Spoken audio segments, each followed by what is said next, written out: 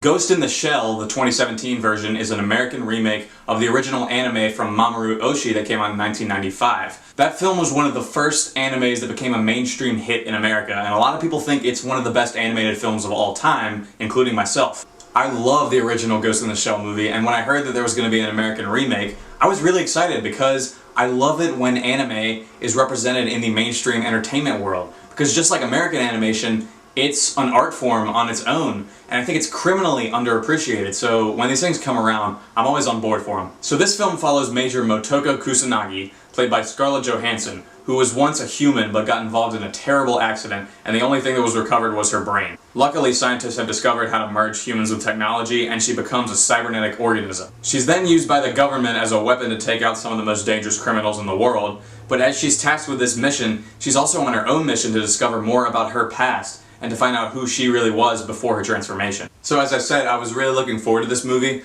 but I didn't set my expectations too high because we've had a lot of live-action remakes of animated films in the past, and they haven't always worked. And I had the thought going into this film that the studio would completely dumb down the material for a casual audience, and that this version would completely lose the complexity and imagination of the original. So I was expecting a movie filled to the brim with a ton of action sequences, and not much character development. So was I wrong? I'd say absolutely. This remake is not any of those things. Ghost in the Shell, coming from a true fan of the original, is a very faithful adaptation. It's incredibly entertaining, and what really surprised me is that I think this version improves upon some things in the original anime. So the first thing I want to talk about is the visuals, because oh my god, they could not have been done better in this movie. They look magnificent, and I'm not just talking about visual effects, because the way this movie was shot and the cinematography are fantastic. This is a visually stunning film that beautifully captures the essence and the atmosphere of the original Ghost in the Shell movie. And it kind of has shades of Blade Runner in there somewhere, but that's just because these two universes kind of look the same. Anyway, I think the mix of CGI and production design works really well in this film, and it never feels like there's an overload of computer-generated images on the screen, and I was really pleased with that. Let's talk about Scarlett Johansson.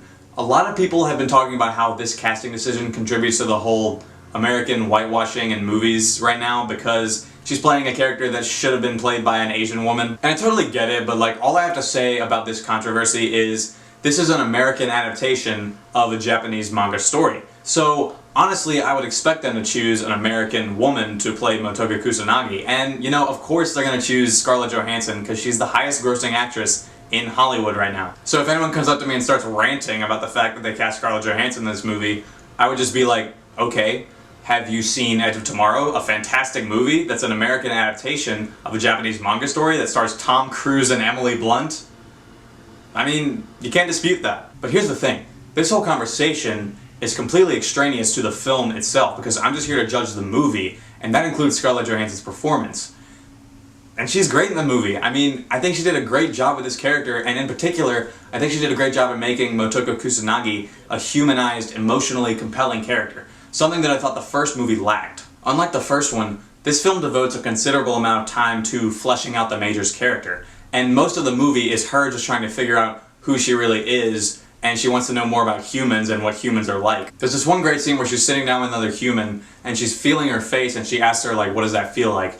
And scenes like this provide the social commentary on like the merging of humans and technology that I enjoyed about the first one, and this gives the film that layer of complexity that I wanted. Let's talk about the action scenes because, like I said, I was expecting this movie to be filled to the brim with a ton of action scenes, just to kind of cater to that casual movie-going audience, and it's really not that. I mean, the action scenes are kind of limited here. There's not a ton of them, but when they are there, I think they were riveting and they were really well directed. There is some like slow, fast-mo stuff at the beginning that I thought was going to be really annoying, but it actually kind of enhanced the scene, which really surprised me. In regards to flaws with this movie, there's this one story element about this character towards the end of the film that I didn't love, and I think it could have been a lot more effective. The finale of this film is the only thing that feels kind of dumbed down for the casual audience, and it's just not as complex as the original film.